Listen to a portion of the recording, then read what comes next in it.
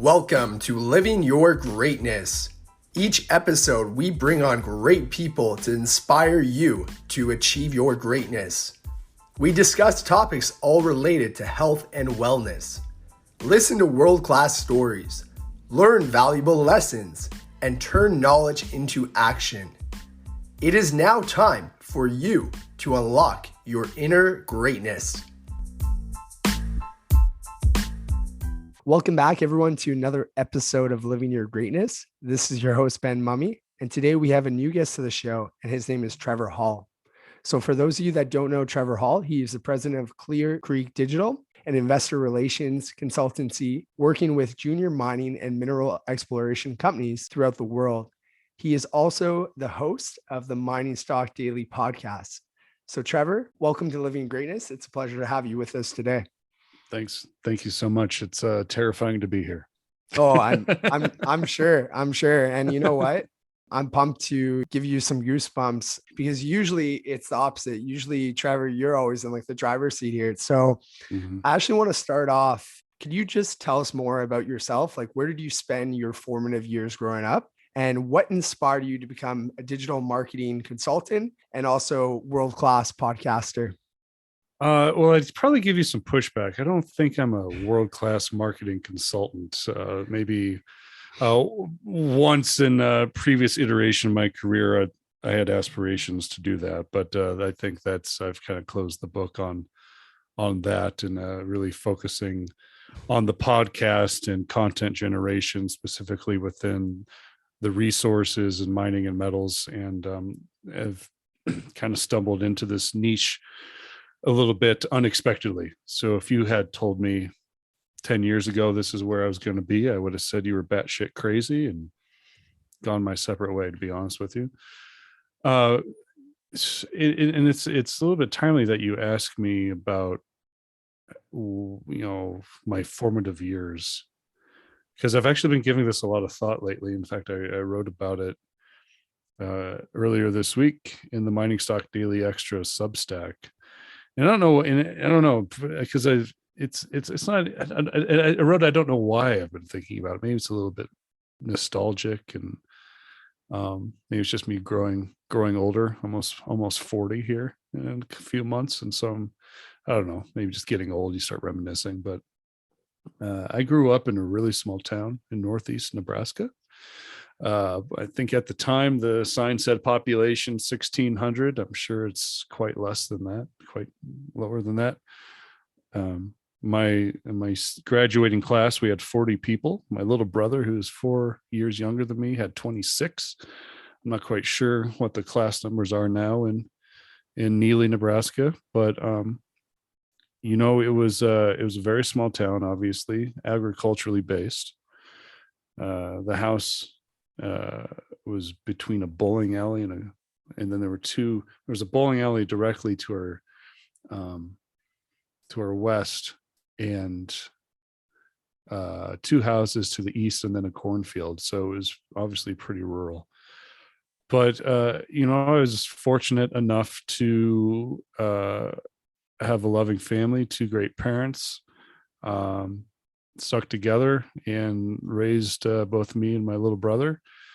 And as much as I was maybe thinking of the bigger world outside of that small town and maybe driving my parents crazy, they were always very supportive, and maybe wondered why I was doing some of those things and why I was thinking that. But they were always very loving and caring, and we were far from wealthy. I would even say sometimes felt far from middle class, but it was a good place to grow up, and pretty fortunate to have the family I do.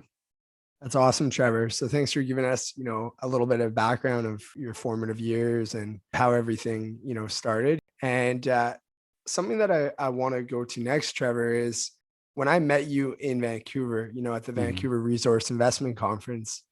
I really enjoyed our chats. And something that stood out to me was you were very relaxed. You were very kind, hardworking, humble, and also you seem to be well respected by the mining industry, in terms of all the investors there, as well as companies. But something that I'm curious to ask you is, when you're not in front of a mic, what do you do in your spare time? Lately, I've been riding a mountain bike a lot. When I can.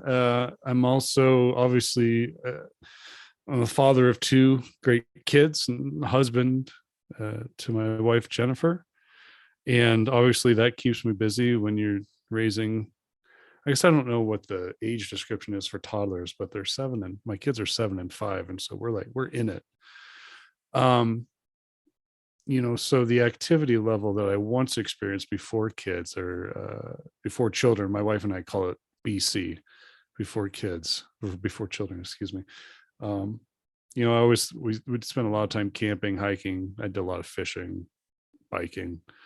But when kids kind of come into the picture, that free time obviously becomes less and less because you're devoting more time to them, and your schedules obviously are dictated by theirs.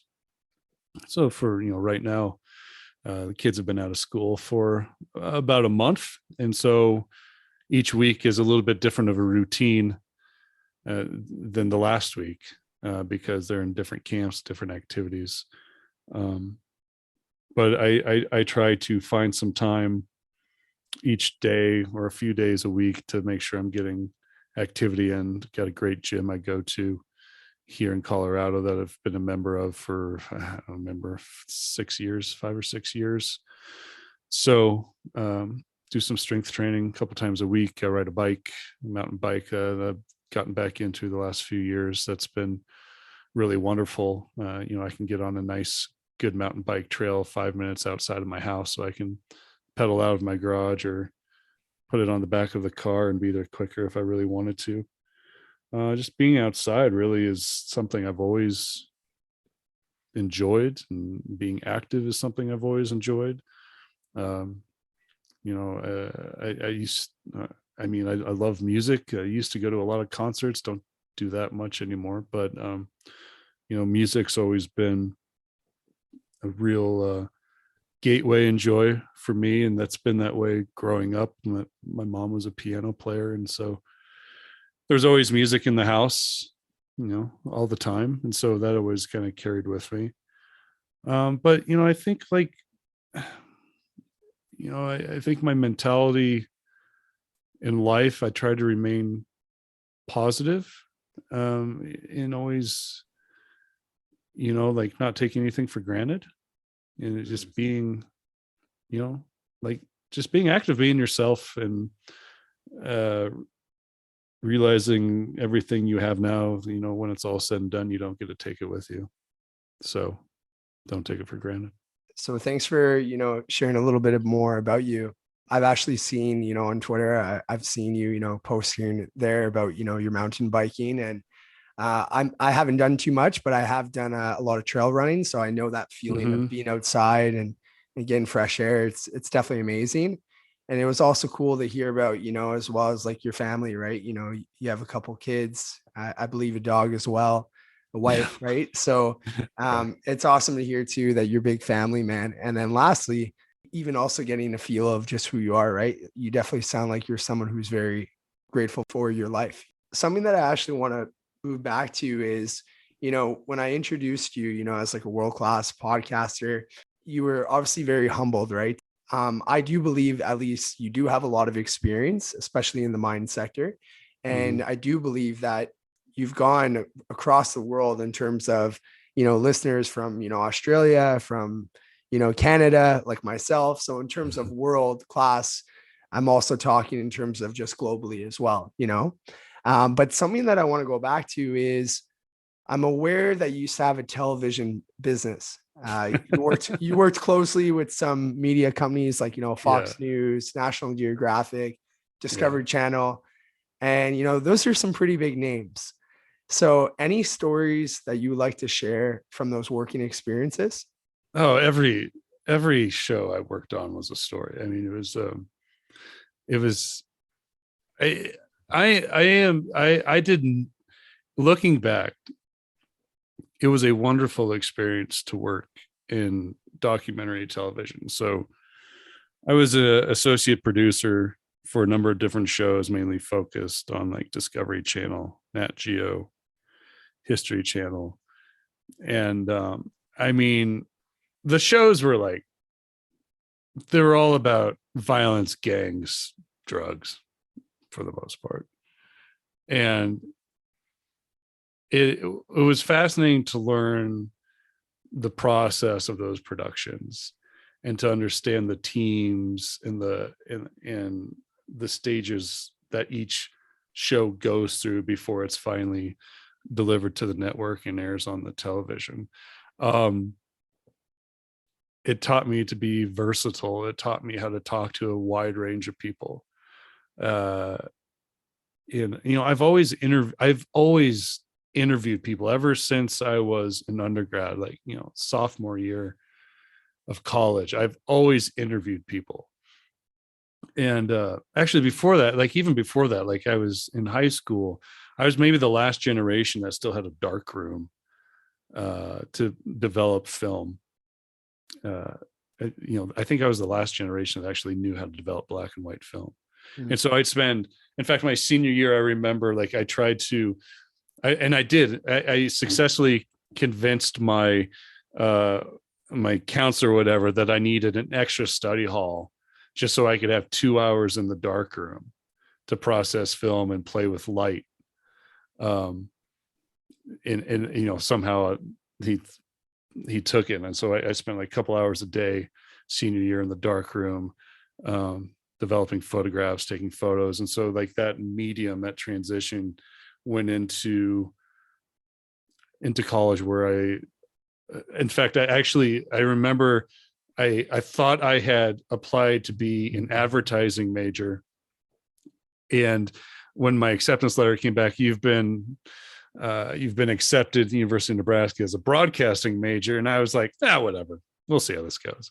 And so I just kind of stuck with it. And I remember one time I thought about maybe transitioning my major, but it was like, whatever. I kind of enjoy this. So that kind of transitioned into, obviously learning news, learning journalism, and then through that, like interviewing people. And I had so many just awesome experiences in undergrad and graduate school to interview people that nobody in any of their 22-year right mind would have that opportunity.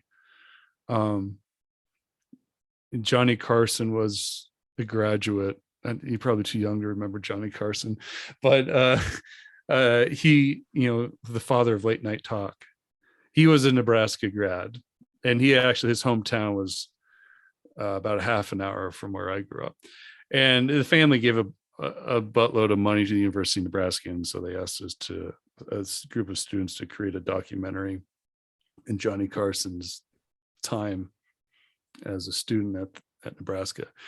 And so through this, I got to like take a trip to the East Coast to New York. And I got to sit across from Conan O'Brien at his desk and speak to him for an hour and a half just about Johnny Carson.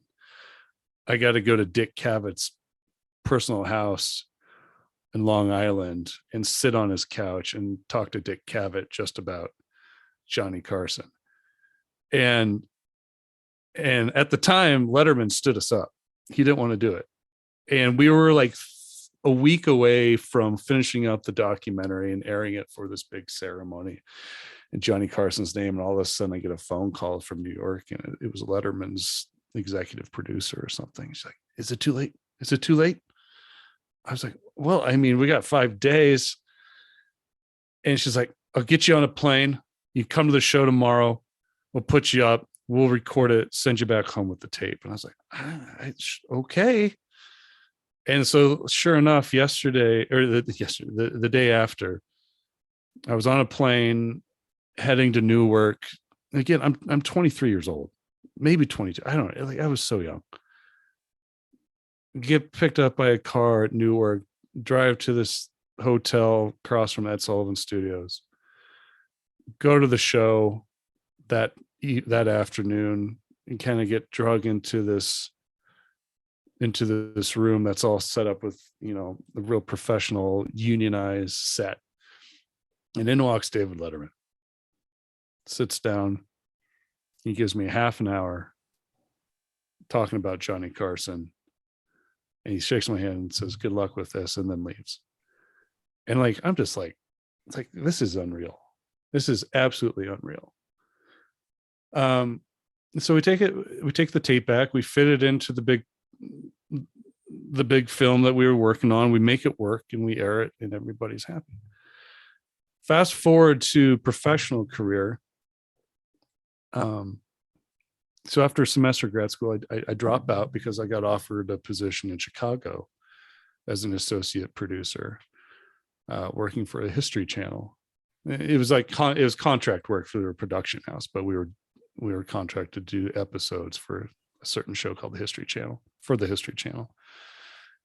And through that, like, fast forward from David Letterman, fast forward to a year or two later, I'm literally on the streets trying to talk to gang members, motorcycle gang members, Crips gang members. And so, you know, through this experience, like, you know, it's two totally different conversations. But the thing is like, what you got to understand if you're interviewing somebody is that it's not about you as the individual. It's about a connection and some trust between the two, or whoever's sitting in that room having the discussion. That what's most important is that you're able to ask the right questions, even the hard questions, and that they trust you enough that they can give you the most honest answer they can. And, you know, most people who sit down and ask people questions and sit down in that chair to conduct an interview know when an interview is good or bad, you know. So, and after 20 years, like, I mean, I figured that out a long time ago, I think. But television taught me to be versatile, right? Like, it's all about listening. It's all about trust. It's, you know, and it's like, once you have that, like, you have no idea where it will take you. And who knows, maybe I'll go somewhere else after this. Maybe mining isn't the last thing I do, but I'm certainly enjoying it. That's awesome, Trevor. Thanks for sharing that story. You're definitely a good storyteller, and it was really fun to hear about, you know, Johnny Carson. I'll actually have to look him up. I'm afraid I haven't heard of him, but I'm sure there are some listeners that are listening right now that have heard the name, or like myself, will also give him a quick Google search. Well, you have to. He was the fun. So he was the first Letterman or Conan. You know, he was just this incredible guy. And I remember as a kid, like, I probably was like 4, and I remember like sneaking out of bed and, you know, sneaking through the hallway, and mom and dad were up watching Johnny Carson after the news. You know, I remember that. So I am old enough to slightly remember it. I don't expect a lot of other people, especially if you're in Canada, you probably didn't know it. No, that's awesome. And it actually reminds me of a previous guest that I had on my show, is a former NHL player, Theo Fleury. And when I was probably like 5 or 6, you know, I had posters of him kind of in my room, you know. So it's funny because I also had that personal connection where, oh my God, you know, I used to always watch this guy when I was a kid, you know, or when I was a hockey player. And now I'm sitting down and I'm chatting with him, right? And it's kind of like you said, it brings that I am and impossible, and it makes you realize, like, oh man, like, if you are really passionate about something, or you do strive forward, like, it's crazy the amount of opportunities that could come your way through interviewing and discussions. And I was able to resonate with a lot of the things that you just kind of said. So I really appreciate you for sharing those stories. And it gave us a better sense too of more like who you are, as well as like your career development there. So Trevor, something that I want to move to is I really do admire like your passion for podcasting. What led to the birth of Mining Stock Daily, and how would you describe your show? So it's kind of multifaceted. The genesis of Mining Stock Daily really spurred out of an idea, literally just an idea about just over 4 years ago. I think it was 4 years ago. It was 4 years ago this week, I think. Congratulations. Thanks. Thank you. So I was doing some social media work for some exploration companies. I kind of stumbled into mining and exploration in a funny way. I was doing marketing and communication for higher education that had a mining curriculum, found mining through that, and just was generally interested. This was an industry I knew nothing about, and for some reason couldn't quit it. I was just asked a lot of really bad questions and got great answers from some of the best minds in mining. And so I was trying to figure out, like, all right, how does this fit? Why are mining companies so terrible at communicating? And so I was like, maybe there's a niche here. There's a need that I can help fill, a solution to their needs. So I started doing some social media work for a couple companies. And honestly, like the first year, starting out on my own doing social media work was like really great. I was like making good money, and like, everybody was happy. And I think it was the same time the birth of my son took place. And then the market just tanked, and nobody was spending money. And the second year was downright awful. And I remember it was like, it was like my wife and I were having conversations like, aren't you gonna, maybe we should try to find something else. And so I had like one foot in, I still had one client, so I was maintaining that. But I was also, my other foot was like, applying for jobs, having interviews, that type of thing. But I always kept coming back to the idea of, I don't want to work for anybody else. I really enjoy this. I want to see where it goes. Like, it sucks now, but maybe it's not going to suck later. It's just bullheaded like that, I guess. I hate quitting. And I remember I was at a conference in Reno. It was in that the one day changed my life. Actually, one day changed my life. I was at this conference in Reno. In fact, my buddy Sean Kingsley, who you may know, who helped me pave the way here. An incredible debt of gratitude for his friendship and his just kind of mentoring in a way.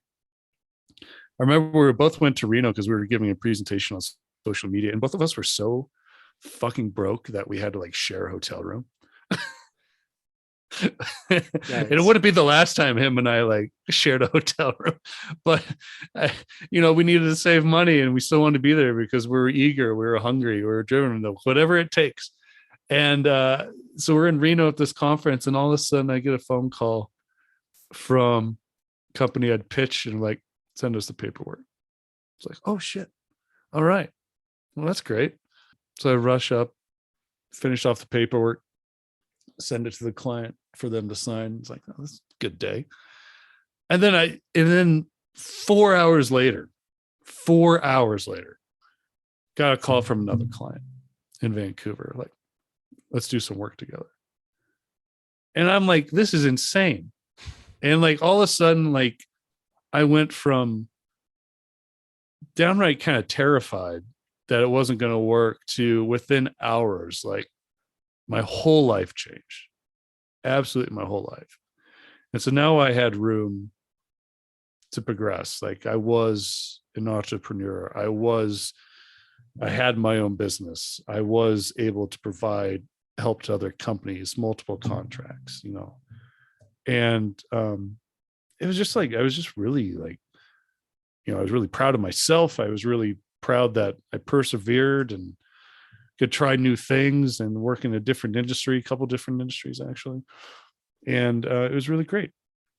And so I maintained clients and brought a couple other ones on after that. It was moving slowly. And then the whole podcasting thing came around, and I remember listening to like Northern Miner podcast. I remember listening Bill Powers, Mining Stock Education. I mean, I'd go for bike rides in the afternoons and pop them in and just listen to it while I was riding the Front Range here in Colorado.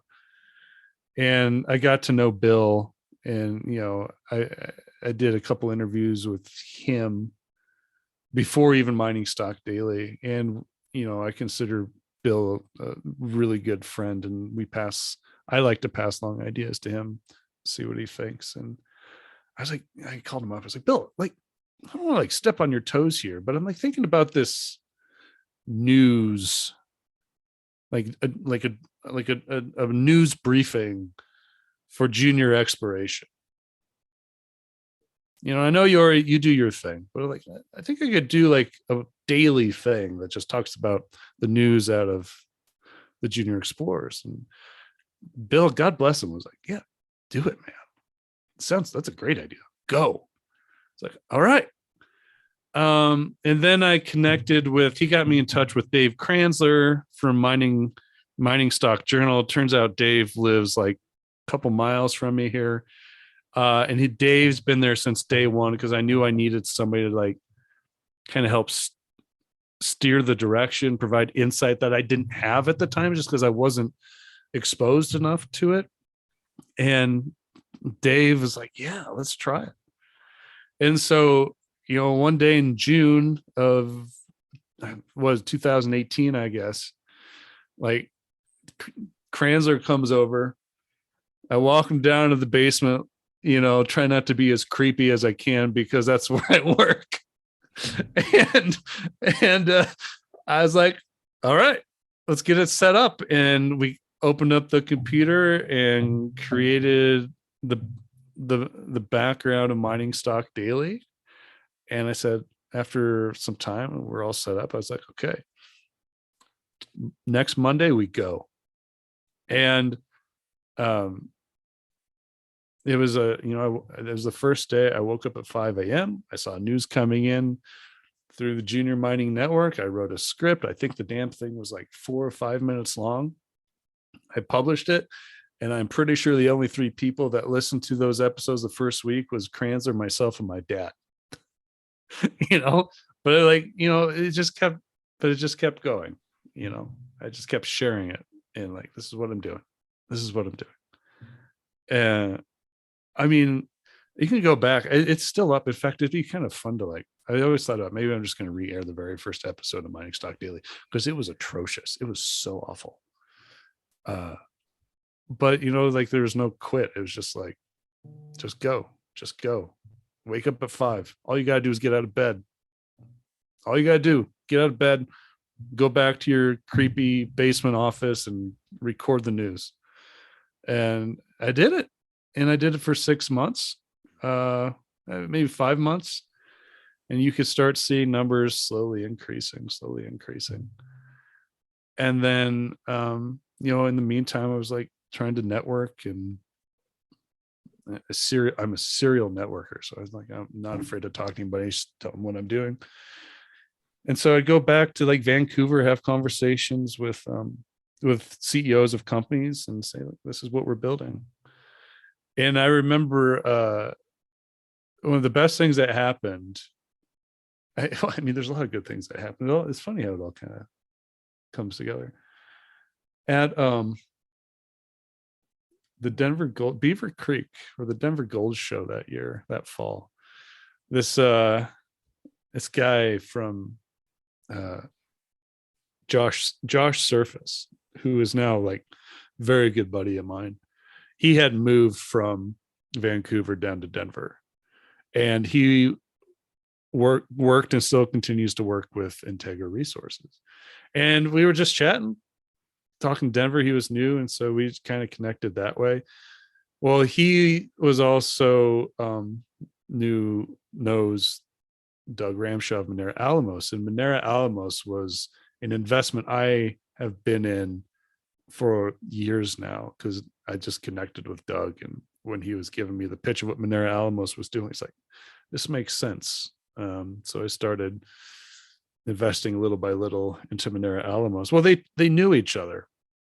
And so when I was trying to monetize this thing, when I was trying to get sponsors, when I was trying to get that first sponsor, I was like, all right, I'm going to go to either Doug or I'm going to go to Josh.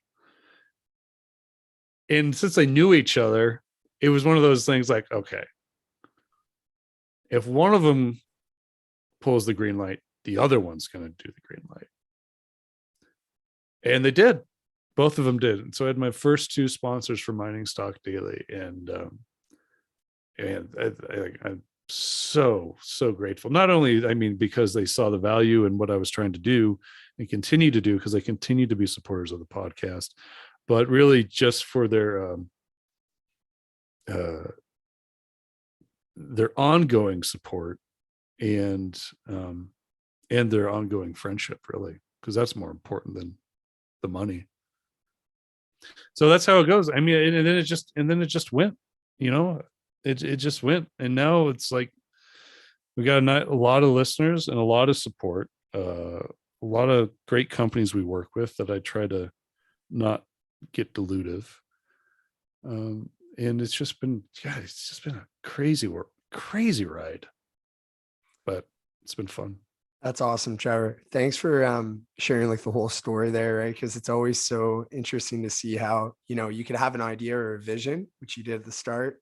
And then, before there's like a small breakthrough, you could have doubt, and uncertainty, but you obviously, you were persistent and you kind of believed in it, right? And you're obviously, fascinated by the whole industry, right?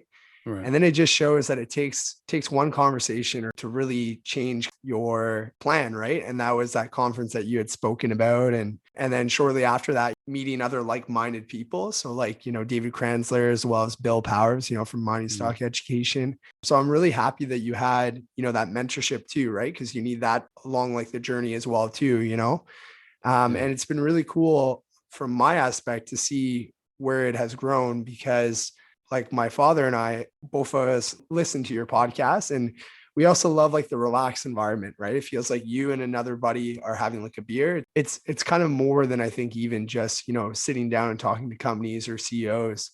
It's very personal too. That being said, a question that I have for you is, what is one of the most memorable interviews that you have ever done? One that always sticks out is my interview with Rob McEwen after their Gold Bar fiasco. I remember it was last year, 2 years ago. He was so honest, and he is a really nice guy, and he always gives us time. But that the company was going through a rough time with it was a geological model debacle. And he was very honest about it. In fact, we turned it into 2 episodes. It was so good. And we got a lot of good feedback. And that's really, I think, where we saw this tremendous takeoff of new listeners that came in. I've always, I know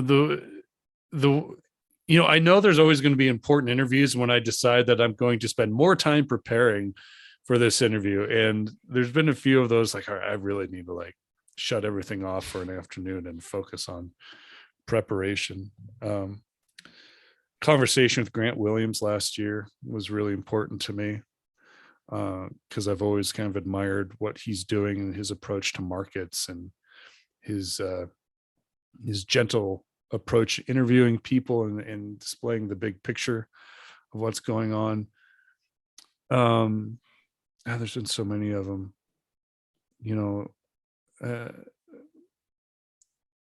these conversations that, like, I think I have notes and want to know the structure of where the conversation should head, and then it doesn't go that way and maybe gets a little bit more philosophical, or we're able to kind of open up and provide a little bit, maybe it's a little bit more therapeutic, are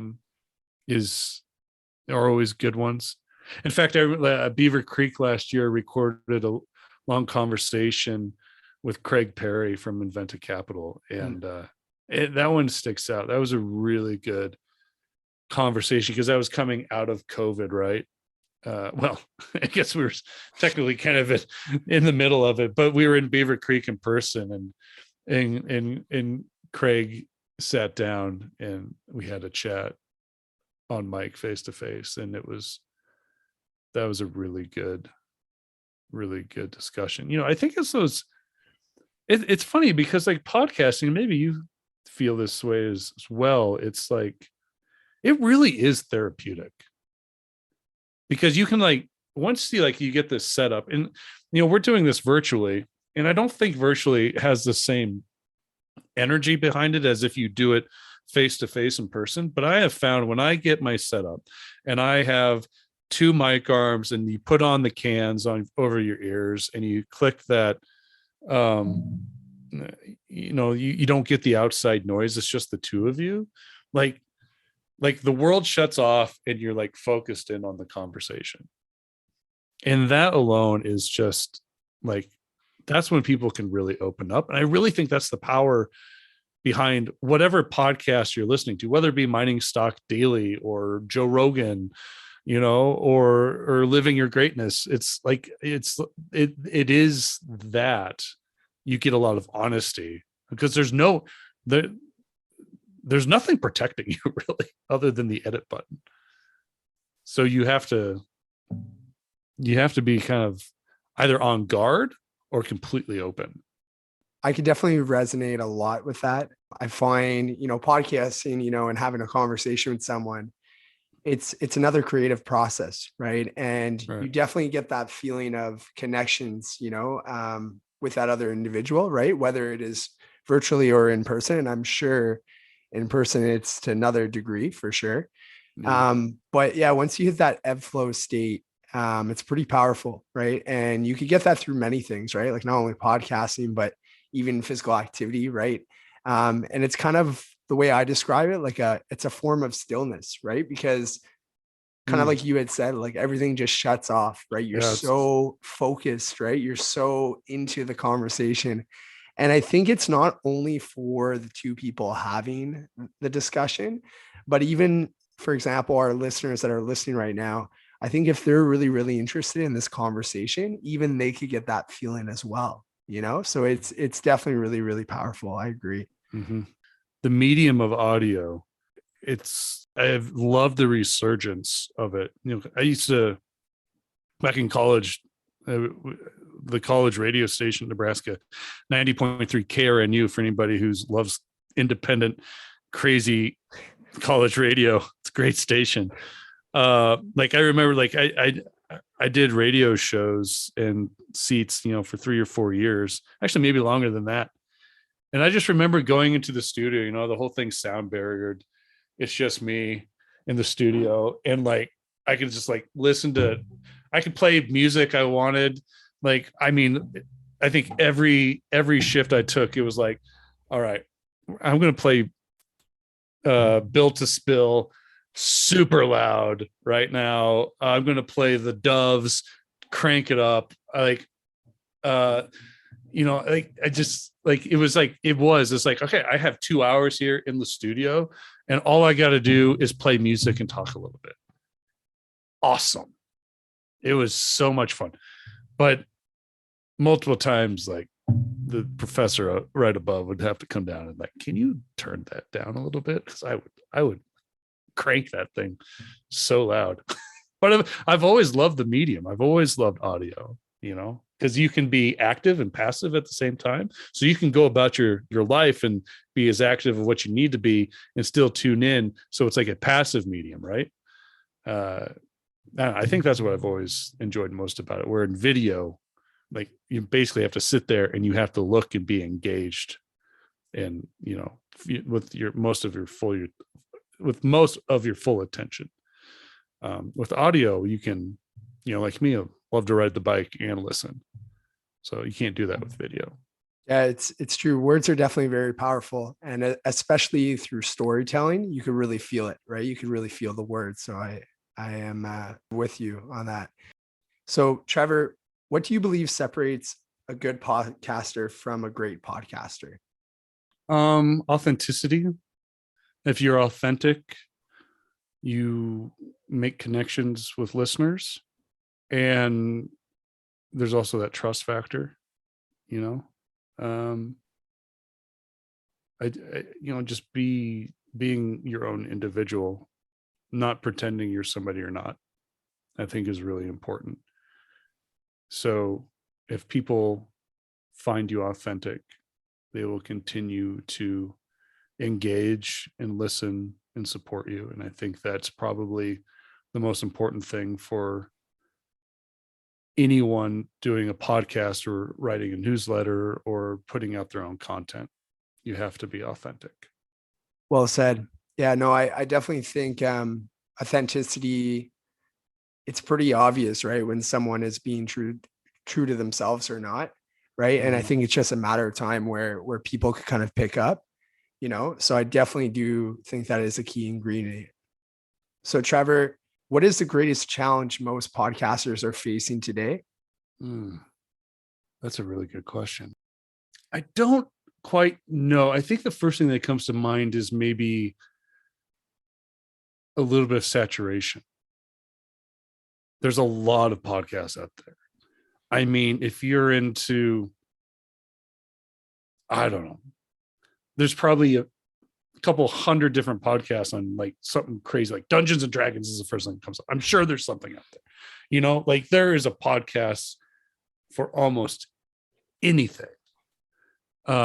If you can think of an idea, it's probably out there in the form of a podcast. So I think the solution to that, however, is if you can narrow down that niche, there's probably an audience for it. If you think your idea is so crazy, there's good chance other people have the same thoughts and you have an opportunity to share content with them. Junior mining, as much as the junior mining overall ego is massively big, the industry is incredibly small. Especially if you look at if you monetize it, I mean, the industry is so small.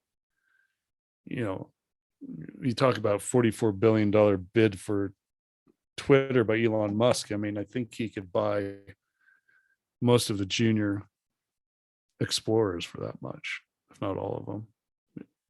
More than that, I don't know. It's the cost of it is the monetary size of it is very small. But like, I think what I found, there is this niche, there was within this exploration industry, because it was small, there was an opportunity there.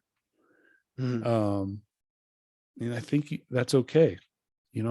Like if you're going to go start a podcast about marketing, oh, you're screwed right out of the gate.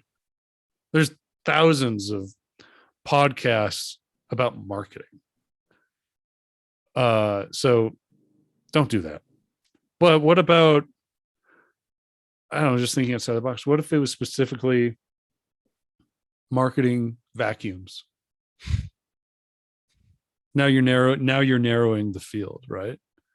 And think about how many vacuum dealers are out there. Vacuums. I mean, I'm just, again, thinking out of the box. Like I do think the solution is narrowing down your scope and your focus, and thinking small and then building bigger, right? I think in my opinion, I think it's having a big vision, but then having a special style or specificness of your brand that's going to stand out, But you don't know the style. Like when I first started mining stock daily, I had no idea what the style was going to be. I just wanted to report the news and try it out. I was willing to try it out and fail. I really was. I mean, what if I wasn't able to sell sponsorship? I probably wouldn't be doing it for 4 years. I probably would have gone. I probably would have stopped. But you just don't know. Like it takes. I think it takes a fortitude and ability to change your habits, to change your routine, to change the way you approach the industry, and allow yourself to evolve a little bit. But you have to be versatile. You have to be flexible in order to do it. And it's not just podcasting. I think any entrepreneur in anything, like, you have to have flexibility. You have to learn from mistakes. And I think the ability to change organically is going to be your greatest strength than saying, I'm going to create a podcast and this is what the brand's going to be. And this is how I'm going to be perceived by my audience. And this is how I'm, like, you don't know, like, you can't just be beholden to a certain ideal in your head. It has to happen organically. At least that's how I think that's the easiest way. I think you made some good points, because even if you have an idea or a vision, it's always changing, right? It's not staying like the same, right? Right. And you're going to make mistakes. You're going to have some wins and losses, but it's always changing, right? So Right. it's kind of like you said, like, you probably over the time, from that first episode that you had spoken about earlier to where you are now, there's probably tremendous amount of changes, right? In your questions, right? So maybe better questions, and also like your relaxedness, right? All these elements that go into podcasts. So Trevor, as you know, the purpose of this podcast is to inspire millions of people to achieve greatness and enhance personal well-being. So what is your definition of greatness? I don't know. Man, greatness is probably self-fulfilling. I mean, I think it's rather just fulfillment and happiness more than anything. Right. Listen, I don't think you can put a price tag on greatness. I've known a lot of great people that were not financially well off.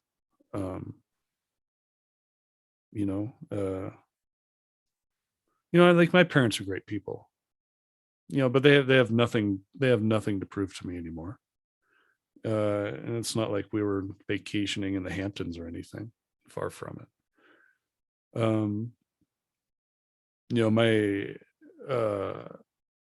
My grandfather on my mom's side was a great guy. He achieved greatness because he was able to pass down stories of his life and was a real inspiration on me. I think this is a really hard question to answer.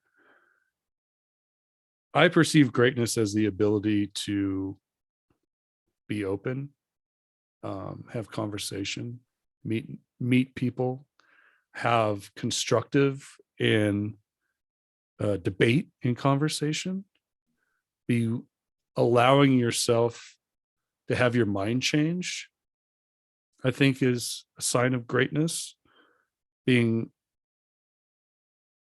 able to understand somebody else's point of view, and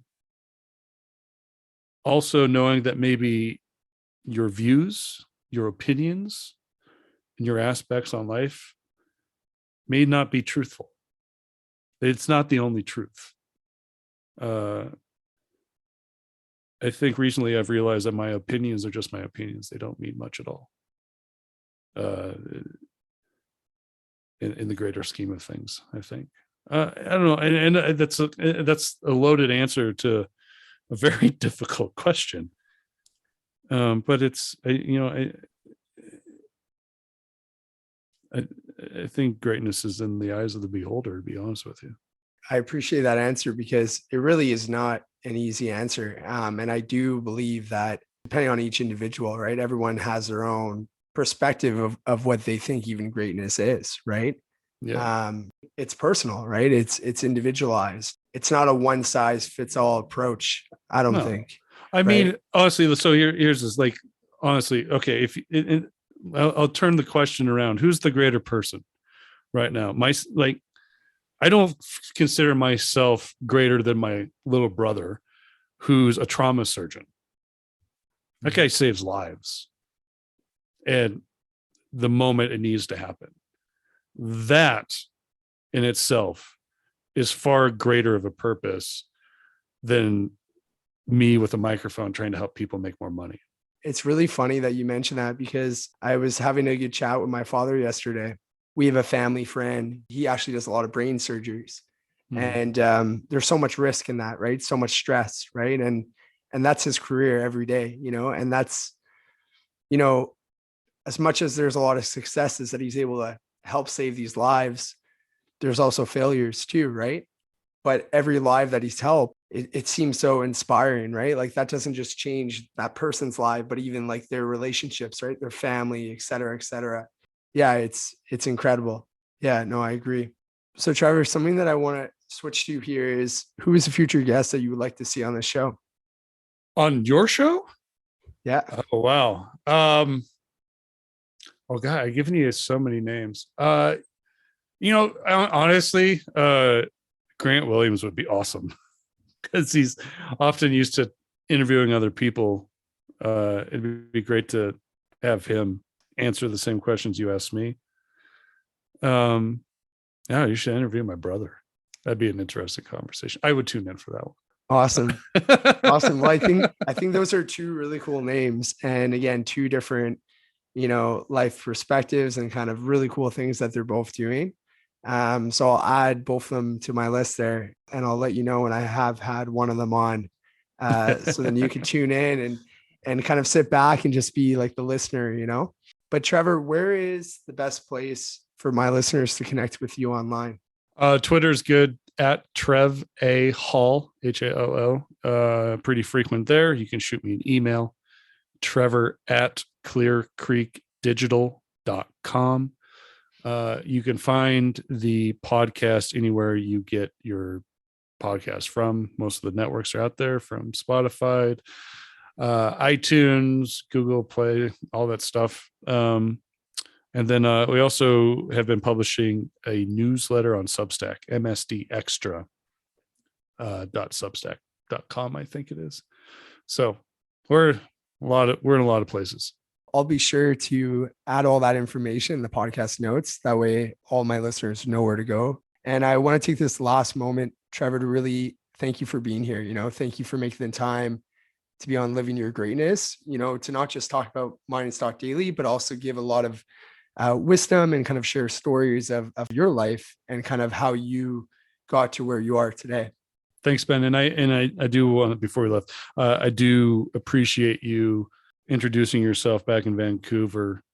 I think it was a late night that night. I was actually at the bar in the hotel room, and I'm glad I recognized a few people that you were hanging out with, and I stopped and say hi, and I remember that time fondly. So appreciate it.